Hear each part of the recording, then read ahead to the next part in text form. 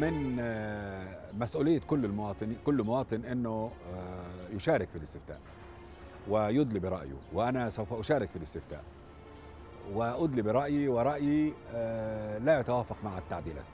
يعني أنا سأصوت لغير صالح التعديلات، سأصوت بلا، مع أنه في بعض المواد التي أراها جيدة مثل تحديد الرئاسة بفترتين وكل فترة 4 سنوات، التخفيف في المادة 76 بعد القيود الخطيرة اللي كانت بتقيد كل مواطني مصر من الترشيح للرئاسة.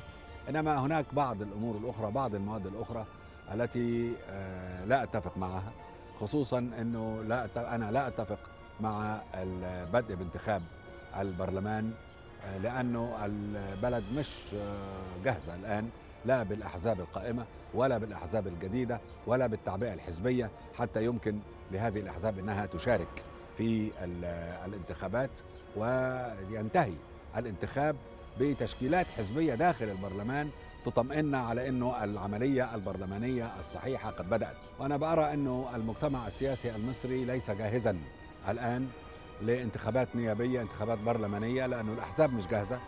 لا الأحزاب الجديدة نشأت واستقرت وكتبت برامجها وعبأت أنصارها، ولا الأحزاب القائمة ظبطت نفسها. طب الانتخابات هتبقى ازاي إذن؟ إلا للتشكيل هيكون تشكيل شبه مقرر من الآن. والمهم ان احنا نوسع دائرة المشاركين في الانتخابات البرلمانية، واعتقد ان هذا يتطلب وقتا. ولذلك انا بشوف انه الانتخابات الرئاسية هي اللي كان يجب ان تسبق الانتخابات البرلمانية، انما بتحضير معين وبشروط معينة ليس هذا هو مكانها. على كل حال انا شايف انه التعديلات الدستورية المطروحة تستدعي مني اني لا أصوت لصالحها.